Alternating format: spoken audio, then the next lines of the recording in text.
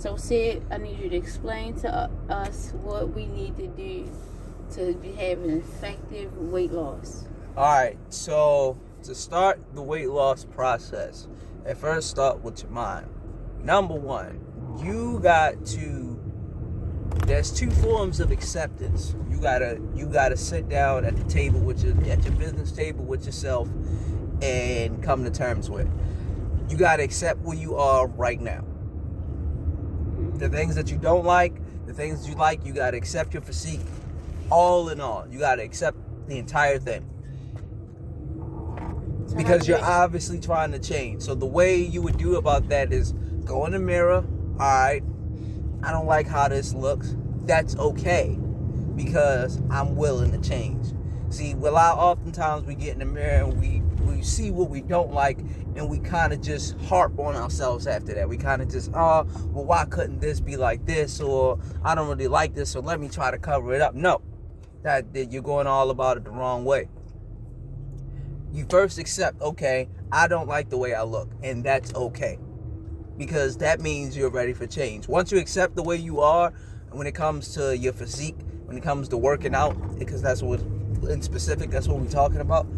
Once you accept the way you are, the way you look, it becomes a lot easier to start focusing on accepting the change part.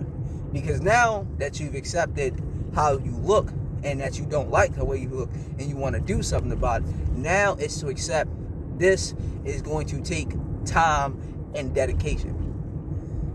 It's the market. It's sad, but it's messed up in a way. But we live in America, capitalism. You know what I'm saying? That we live in a place where most company and most people make their earnings off of what you don't like about yourself. I mean, that's you know what I'm saying? It's a finer problem coming with solution, but a lot of these solutions that they come up with genuinely don't fix the problem, because they're not designed to. You know what I'm saying? They'll have FDA approved and this and that and this is not to bash anybody, but this is just the cold hard facts. A lot of these supplements are trash.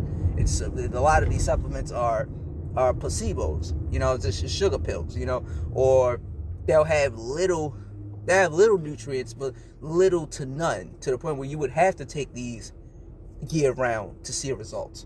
And at that point, where you're like, well, if I got to take these year round, what else am I ingesting if it takes a year of me using this product to get to this goal? What else is in this product? Why is it taking this long? 9 times out of 10, because the amount of nutrients that's in it, that they claim to be in it, is not really at that level. It's actually at a lot lower level. So that's why you had to take it for so long. That's why you got to take 3 pills every day. Or you get what I'm saying? Yeah. Because the amount that's in it is not what they claim to be in it. It's actually a lot less. And then you got to also think, okay, well, what else is in here? Yeah, that's why when you stop taking it, right, sometimes you go fatter than what you was when you started taking it. Exactly. That's why I've never been like a fan. Like I tried, and this is not to come for anybody, but I've tried Hydroxycut once, and I didn't like my stomach just didn't agree with I guess it was like maybe the material that the capsules is made out of. I don't necessarily know, but I know my stomach wasn't agreeing with it, and I can honestly say that wasn't doing anything for me. It really wasn't. I can't really take nothing from the company, but just giving my honest opinion, it didn't really do anything for me. I just felt like I was just taking more vitamins than I should be. So now, back to the part of the acceptance. Now, once you pass the first stage of accepting what you're trying to change about yourself, you got to accept that this is going to be hard work and this is going to take time. It's not going to happen overnight. People want it to happen overnight. People want it to be, they want, results. They want quick results. But quick results, you can get quick results, but the thing about quick results, they disappear just as quick. You know what I'm saying? Like the people who, like prime example, the people who do steroids. You get the gains. The gains come. But if you don't keep up on them steroids, they gone faster than what they came. You get what I'm saying? Mm-hmm. So I would rather get little results over time to have long-lasting results, longevity, versus quick results right now. You get what I'm saying? Mm-hmm. Versus having those quick results right now, only to have to you have to do drastic measures to keep them up, or just lose them altogether. You know what I mean? Mm-hmm. So it's really consistency. It's really telling yourself, I'm going to do this 5 days a week, no matter what's going on. I'm going to set aside 30 minutes, an hour, 2 hours. It doesn't have to. People tell you gotta be in the gym for 5 hours a day, and no, because not everyone has 5 hours a day to be in the gym. You get what I'm saying? Mm-hmm. So it's really schedule based, but it's dedication. You know what I'm saying? It's that discipline of telling yourself, I'm going to do this 5 days out the week. Okay, so what about when you feel as though, like, all right, you know, I want to lose weight, but it's boring. Like, is it a way to make it a lifestyle fun? Like, make it, because like you said, what you said about diets, like diets is trash. Yeah, diets are trash. About what you said about how, like, could you go back over that about how you should not take out the foods that you want to eat? Okay. All right, so speaking how can you make it fun? All right, so making working out fun, it really goes back to consistency, because it has to become a habit. Most things that we do as a species generally is formed from habit. You know what I'm saying? People who smoke cigarettes, it's a habit. You know what I'm saying? Like, you can literally put this in perspective on anything, but when it comes to specifically working out, you gotta make it a habit first. So let me pause on that real quick though. Yeah. So basically, what you're saying is that you could rearrange your habits to make good habits and make them work for you and make them fun. Yeah. Just like how you smoke cigarettes. But go ahead, keep on going. Yeah.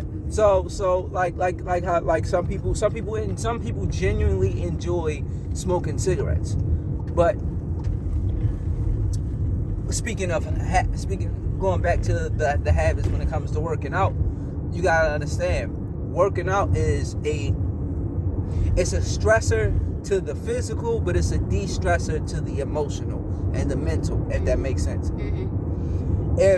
Break that down. So what I mean is, if you are worried or stressed out about something mentally, that physical stress will tell your brain to will literally fuck that shit. I ain't getting that ticket. So excuse my language. Nah, you go, but like I said, when I put it to you like this, because I explained it to my boy Evan. He was going through some things and he was pretty frustrated. I was like, bro, do 30 push-ups. He was like, yo, I can barely do 5. And I was like, bro, just do 30 push-ups. He was like, did you not hear me? I can barely do 5. I was like, I don't know why you're still talking to me. Do the 30 push-ups. It's going to help out with your anger. And he was like, what do you mean? I was like, well, get down on the ground and start doing them. You're going to see what I'm talking about. So he starts doing the 5. He does the 5, no problem. Goes to go for the 6th one. I'm like, bro, you got it. Come on. He gets the 6th one up. Then he gets the 7th one up. And then he gets to 10. He doesn't get to 30, but he gets to 10. He's like, man, I can't do it. I'm good. And I was like, and after he got up, I was like, you still mad? And he sat there for a second and he was like, no. When you're doing something physical that's strenuous, your brain will automatically, anything that you got that you're thinking about up here, it's going to be like, yo, like, we need to put that on like the back burner, or just get rid of that entirely, because the physical body needs us to help whatever weight or leverage whatever we are physically doing. And it's just the way the brain and the body works in unison. If I know my max is 20 push-ups, and I know when I get to around 20 push-ups a set, and I know once I get to around 18, see, I could be thinking all the way up until like 18. But once I get to that 18 range, all thoughts disappear. My brain is naturally doing what it needs to do to help the physical body perform the activity. So any unnecessary thoughts, any unnecessary moods, it will automatically kick out of the door because you are doing something physical that is causing physical stress. So that's why I personally believe that physical stress, gym, aka working out, that physical pain is going to outweigh that emotional pain and that mental pain because that's just the way the human brain and the human body works in unison. That's just the way we are designed. You know what I'm saying? Especially, not saying men are better than women, because that's not what I'm saying, but just men in partisan specifically, our bodies are we're genetically designed, we are genetically made to take on the physical stress because we are the man of the world. Do you get what I'm saying? Yeah. So, but going back to what I was saying. But that's what God said, though. In the beginning, when they was in the garden, He said that you will be slaving over the earth, and that's what He told them, because Adam didn't listen to God. So you saying that it's possible that you can have an effective workout by adding God into your workout regimen and making it fun. Like, say while you're working out, listening to your gospel music or listening to sermons and stuff like that can help you to not only not pay attention of how much weight how much pain you're in, but also taking the stress. So it's like a double, like a backup generator. Right. Like, basically like, getting rid of the stress with a backup generator. Like, listen to your sermon, guys, that's just your backup. But you working out is the initial stress burner. That is the initial stress burner. So is that why when I was walking and I was listening to gospel that I was actually being affected? Because I noticed my stomach started coming up off my lap when I was walking. I just kind of got discouraged because I walked for 30 days straight.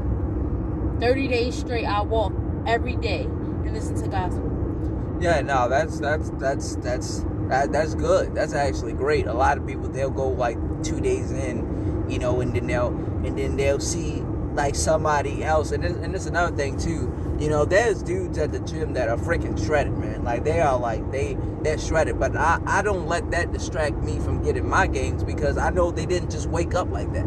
They didn't just wake up. You know what I'm saying? They didn't just wake up like 12-pack. You know what I'm saying? I got like 2 footballs on my shoulder. Like, no, they didn't wake up like that. They had to put the work in to get to that, to get to that stage. And to maintain that stage, they had to continue to do it. You know what I'm saying? I stopped working out when I first started back up again. I stopped working out for like 3 days, and my arms went straight to pencil mode. Like that, like as if I wasn't doing push-ups, like as if I wasn't doing bar curls or anything like that. Like all the muscle just went completely gone out of my arm. And that's when I immediately knew that consistency was key. You have to stay consistent. It's gonna suck, but it's a good one. You know what I'm saying? So basically, you can't get to your goal weight and stop. No. You're gonna go back. No, because you're instantly gonna go back. And those short, and this another thing too. And it wasn't just so much as about that. I got cocky, right? I saw the seeing my first results, and I got cocky, and I was like, I'm not saying that I was good because I knew there was more I wanted to do, but I got cocky up here. It was like you got comfortable. It was like, yeah, well, I did this, so I can stop right now. Right, I can do it whenever I feel like, because I know I can do it. Exactly. Right? And literally 2 days later, it was like I did nothing. It was like I wasn't even at the gym. Wow. So you have to be consistent. Consistency is key when it comes to this working out game. It is consistency. Consistency because that keeps the longevity. Like I said earlier, that keeps those longevity results. Now going back into when you was talking about keeping your cravings, a lot of these diets are trash because the odds of you keeping up with these diets, staying consistent with these diets, is not going to happen. You're going to feel like shit. You're going to be like, damn, man, I can't even. You're not going to want to eat. You know what I'm saying? You're not going to want to eat. You're not going to want to eat at all because you're like, all right, damn, man, I really want a goddamn burger, but I can't. I eat one burger, it's wraps for me. That's it. The calorics deficit or caloric intake is just going to skyrocket, or whatever your current situation may be when it comes to either weight gain when you're trying to put on some mass to build muscle, or caloric deficit when you're trying to drop mass and lose. So what is a caloric deficit? So a caloric deficit is the amount of calories burned versus the amount of calories taken in. Oh, okay. So you're saying so if you eat 800 calories, but you burn 1,200 calories, right? Mm-hmm. That's a caloric deficit because you burnt 400 more calories than you took in that day. Oh, okay. So now hold on, let me pause you. Why are you on calories, right? So you know with them diets where you gotta watch your calories, I can't eat this and I can't eat that becomes stress. How do you stray away from those type of parts of stress in the weight loss? Oh, well, that's real simple. Just don't. You don't do it. You don't. You kick that mentality straight out the door because that mentality is crap. It's gonna, first of all, because stress ruin your gains. You don't even have to eat these stuff. Stress itself is gonna ruin your gains. Literally just being in that stress, your body being your hormones reacted in that stressed out state is gonna ruin your gains or your losses, vice versa, depending on what you're doing, right? You know what I mean? So you don't even do that. As I tell people, it's okay to have your cravings, but change your perspective on how you look at the food. We was talking earlier, I love bacon cheese fries, all variants, bacon ranch cheese fries, that's just my shit. And burgers, that's my shit. But I had to change how I was looking at it. You know what I'm saying? I couldn't don't let the fries make you. You gotta make the fries. Exactly. Right? That's why from now, I went from eating, a few burgers a week to really looking at it as a treat. You know what I'm saying? And I feel like this mentality that we have today when it comes to food that came from the bustling industry of fast food. You know what I'm saying? You got it, get it. Fast food now. You got it here. You pay for it. You got it. You pay for it. You got it. You paid for it. You got it. You pay for it. You got it. So it became a custom. It became a norm in society to just eat this on a daily basis. You get what I'm saying? Okay. So let me see. Let me put a little hold and pause on that because I already know that your mind is so amazing that you can jump in and out and you still have it. You don't even have a pen and a paper. So it's just it's there. This is pure knowledge. This is the real thing. This is not something rehearsed for $1. So I already know that. So let me see. That's just how God is, right? You always hear preachers talk about how God is not a microwave God. He doesn't just cook it real quick. That it's always at a slow pace. And so with God is that we want the quick result. We want that, oh, well, God didn't do this for me this time, so I'm giving up on God. When in fact, if we, like you said, if you looked at it, instead of looking at it as it, we should look at stress as a treat too, as in I'm not going to allow this treat to come. In the opposite perspective, though. But if you spend time with God, right, on the daily, then He will slowly come in, and you'll slowly progress. And then, don't despise. He said, don't despise small beginnings, because if you have a small beginning, then you want to have a big ending. Right. But if you got a big beginning, then you might have a small ending. So with God, they call Him a crock pot God, that He's going to slowly cook it. You just got to give Him time. God says that, your time is the precious commodity. Yeah. So giving Him time is saying, not your money. Your money is not, that he already got that. He don't even want that. I heard a preacher say today that you can't give a rich man money. You got to show him something that you care. Yeah. Because money don't mean nothing to a rich man. So you can't go back and give him more money. You're I already got this. So that's with God. God already got money. So when you go to God and you say, God, I'm giving you my time, He's like, wow. God had no choice but to bless you. No, you're giving me something valuable. Yes, precious. So go ahead back and elaborate on. I just wanted to put that in there. Oh yeah, no, definitely. So with that analogy with God, also longevity. Longevity, long term. Getting these small results, long term. Everybody wants to. Like I said, back to the it's like the get rich quick schemes, but with your weight loss. You know what I'm saying? To lose weight and you lose 20 pounds in a month. I'm gonna stop you right there. That's dangerously unhealthy. You shouldn't be losing 20 pounds in a month.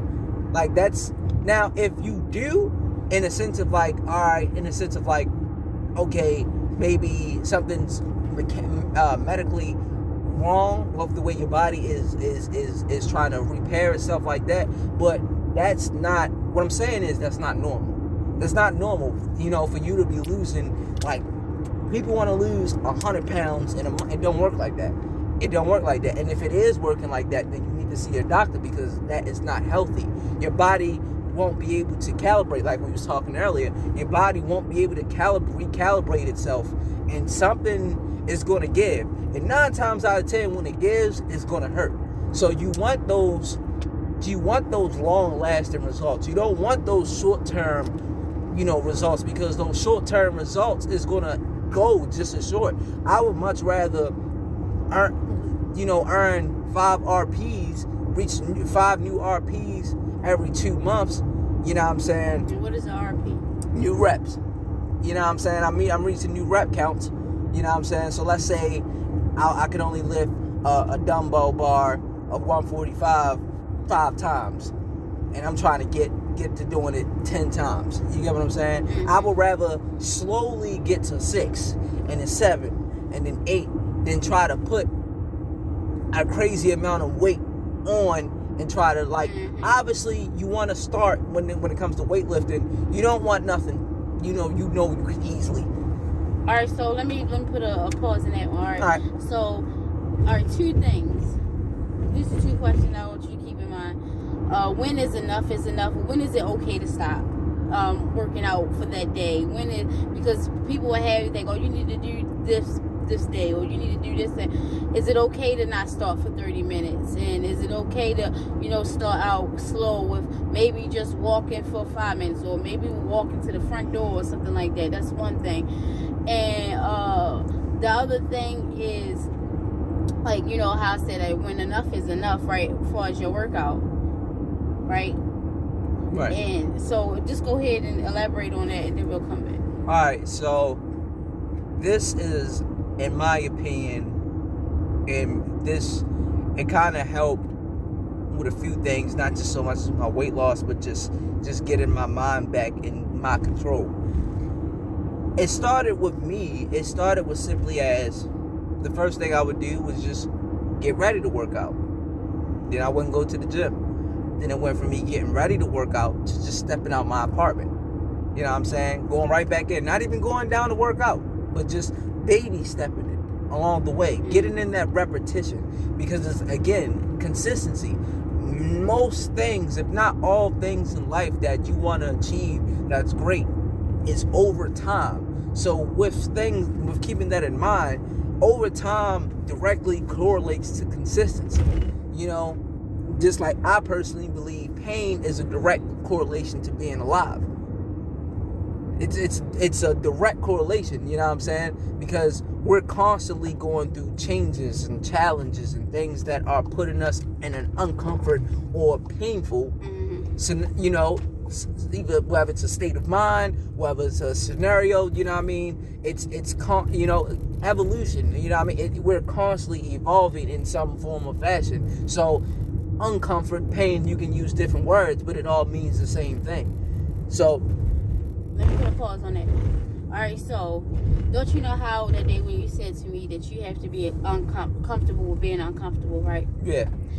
And I think with life and with God is too that when you can be comfortable with being uncomfortable, first off, you gotta change your perspective of the situation, assess the situation, change your perspective of the situation to see that this could be the enemy of trying to attack you to stop you from something bigger. But when in fact that when you're under pressure and you're in pain, something is always being birthed. Like, you notice that the biggest rappers and, you know, like Lamar Hendricks and where he says that, I think that's his name, right? Kendrick Lamar. I'm sorry. I was like, Lamar Hendricks. I was like, who that? I gotta Google this thing. I was mixing people. It sounded like a legit name too. I was like, Lamar Hendricks, who that? I just created a person right here. He played for the Lakers? I thought it was, I swear it was an NBA player. I was like, I I don't think that's him, but you know, I ain't going. I'll say something later, I guess. But Kendrick Lamar, that's how he say he plays that song that says "Love Yours," right? Yeah. And where we think that money makes us bigger, but in That's fact, J. Cole, but. but see, yeah, see, still wrong, still. But it's okay though. The message, Right. the message, Right, is the message is right. The message is right. It's all right. It's all right. The message is on point. God That's what told matters. me to come as I am. I'm not perfect. I'm not perfect. I'm just coming how He want me to be here. So what I'm saying is though, like, you know, whoever it was, love yours, right? But it's just like when you're uncomfortable. When you never hear a rapper or something that's actually putting out good stuff, like really life-changing stuff, where they are saying, oh yeah, I lived this happy life, nothing did ever happen to me, and you know, I really was fed with this silver spoon. But most rappers and movie stars, Tyler Perry for instance, now I got him right. Tyler Perry, for instance, he tell his story, but he's not telling as if for the pity party. He's telling you that I've been through this, and the fact that I've been through this, you can get through this too.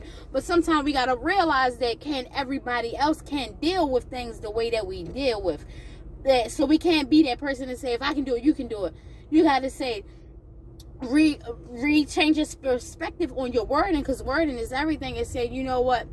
That in fact that what you're going through, maybe there's something that's trying to strengthen you, strengthen your mind, because when you go through something, look at Tyler Perry is a very effective man. I'm not going to say rich, because rich is to who that could be in your own mind. That's subjective. Yeah, like success is subjective. Yes. Like for example, so like for you, like success for you, so like success for me could be just making $100 in passive income outside of working.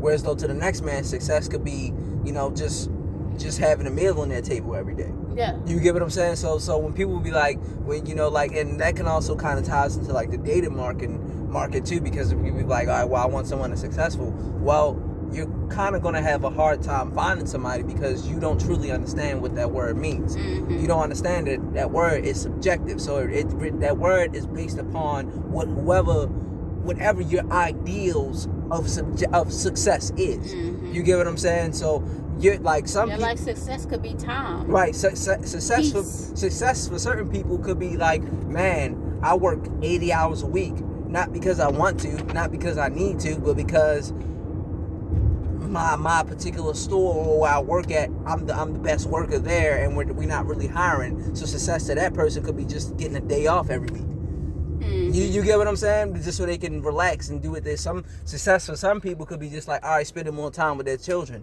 spending more time with God, spending more time at the gym. You know what I'm saying? Spending more time with their hobby. Success is a subjective thing. So you gotta really know what your definition of success is, and then once you understand what your specific definition of success is, depending on which walk of not which walk of life I would say, but depending on what you're trying to define success is. I would say that your walk of life is right, because when you was just talking, you made me check myself and think that when all the time I thought that I'm saying, God, what is my purpose? God, what is my purpose? And I'm thinking that me being at a job is my purpose, or me me doing this and running around the world, when God has told me that time is the most precious commodity. Do you know why people cry and weep so bad when people die?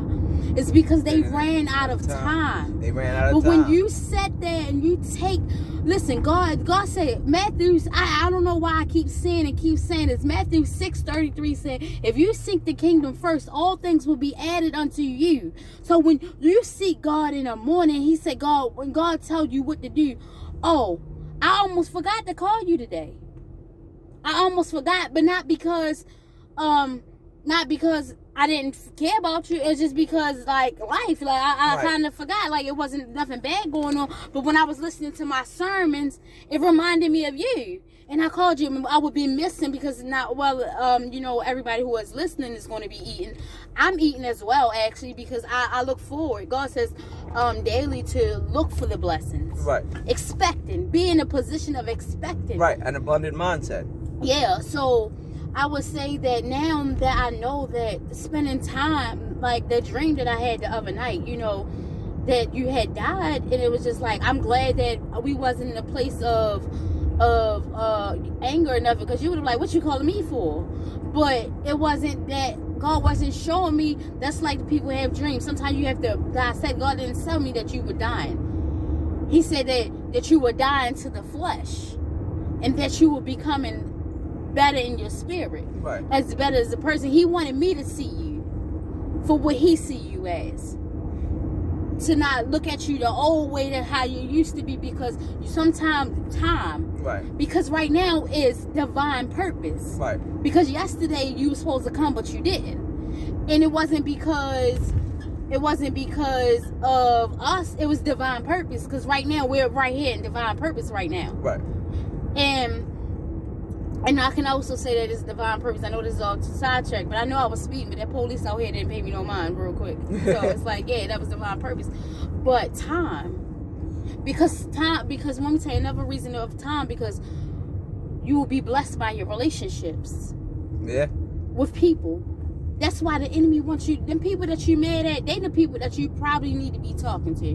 Now, I'm not talking about the people who that done you wrong. I'm talking about the person that's always there for you, that you need to talk to. That's probably who you need. I felt that in my spirit. Maybe I need to call somebody, even if they fuss me out. Don't worry. Don't let the enemy trick me. But yeah, like you were saying before, it's time. We didn't got off like on a little tangent. So how could you add I think we were on like the cravings. That's kind of, that's where we were at when the conversation, when it comes to fitness, you know what I'm saying, and the dieting. That's where we actually were at. We were talking about dieting, and I'm gonna just go right off and said, and that you don't diet. Change your perspective on how you see your foods. Mm-hmm. Now, don't dieting as in, okay, I can just freely eat what I want. If you're trying to drop 100 pounds and you're eating nothing but jelly glazed donuts, it's not gonna happen. I'm not gonna sugarcoat it. I'm not gonna BS with that. The odds of it happening, it would have to be a heavenly blessing. Like, for you to look ripped and shredded and all this, and at the end of the day, all you eat is jelly donuts. You know what I'm saying? That would actually have to be. That would be an actual blessing. It would actually be an actual blessing. So what you want to do is you want to change your perspective. You want to change how you see food. You know what I'm saying? You want to make things treats. You know what I'm saying? Okay, so for me with the burgers, that's my favorite food. Cheese fries, cheese bacon ranch fries, whatever. All my favorite foods. So instead of me eating them every day, I noticed when I was eating them often, they didn't taste as good. The very moment my perspective changed on them, and I was like, you know what? Let me make these a treat. Now, if I was to eat a burger today, it'd probably be the best tasting burger in the world. Only because my perspective of the food has changed. I don't consider it. Yes, it's my favorite food, but I'm not eating it like, okay, this is normal. I treat it in my head like a gift. You know what I'm saying? Like a present. You know what I'm saying? Like, oh, snap. It's that time. It's Monday. It's burger day. You get what I'm saying? So it's like, so I'm like, all right, cool, you know. And then when I get it, I'm just like, man, that actually felt good, you know. So when in fact, if you eat it too much, you can't really enjoy it. You can't enjoy it. That's why you keep on indulging it, because you're looking for the enjoyment. But if you would have just waited, like, go ahead and let me go ahead and eat what I'm supposed to eat right now, so that I can look forward to enjoying it. Exactly. So that's why I said, change your perspective on how you looking at these foods. Change your perspective on how you saying these things. Like, you know, like, you make it a game for yourself. You know what I'm saying? Yeah, like, but I love playing games. make it in a sense where it's like it's enjoyable. Don't make it too difficult to the point where you don't want to play the game now, but make it a point where you can enjoy yourself. You know what I mean? Like, all right, cool. You know, and don't treat yourself for underzealous things. You know what I'm saying? Actually put in the work. Actually, you know, do what you say you're going to do, as far as, like, you know, whether it's reaching new goals, whatever the case may be. Because when you put in the work and then you go for your treat, it's well worth it. You feel a lot better, because your subconscious mind will make you feel like shit when you're not putting in the work, and then you're still getting the treat. Yeah, and that's gonna make you gain even more weight. That's that stress. That stress gonna be like, all right, well, here's 5 more pounds. Oh, then you ate that burger, so actually let me take that 5 back. Here's a 20 piece for you. You know what I'm saying? And then actually, I'm gonna put some guilt trap on there, so I'm gonna add an extra 10, and then now you got to deal with that. So make it a treat, make it fun. You know what I'm saying? Make it fun. Like that's like it's physically you're going to feel like shit. I don't like physically when your body is breaking down these fat cells and your muscles are restoring itself, you are going to be in pain. You're going to be in physical pain. Now, if you can't move, that's a problem. Don't work yourself out to the point when you physically can't move. On leg day, you might be limping a little bit. Legs might be a little stiff, but that's normal because these are your legs. Your legs are the most strongest. Your legs are the most strongest and yet the most unattended body part on pretty much everybody because you think, well, I walk every day. So there's no way I need to work these out. And then when you actually work your legs out, you be like, yo, I had no idea. Because like, yeah, walking every day does provide some sort of workout, but I mean like, okay, you're hitting the leg machines and you're doing squats and stuff like that. That stuff actually brings the muscles to break down the fat in your legs and actually strengthens your legs fully, as opposed to just strengthening your legs longevity to just move. You get what I'm saying? So it actually brings more power into your legs, is what I'm saying. Okay, so next week let's talk about how your health, your lifestyle and changing health can help, like with your sickness and cancer. Do you feel like you could inform us on that? Yeah. So next week this is with the car talk. With the car talk. You know? All right, next week with the car talk. Next week with the car talk, and this is for the love of Jesus Christ. And Amen. We thank y'all for tuning in. Thank you. And we want y'all to come on back. Hopefully that you have been fed. If you do, you can leave a comment. If you have any suggestions or any topics you would like to be talked about, go ahead and hit us up with a message and let us know. Share. Thank you, and have a blessed day.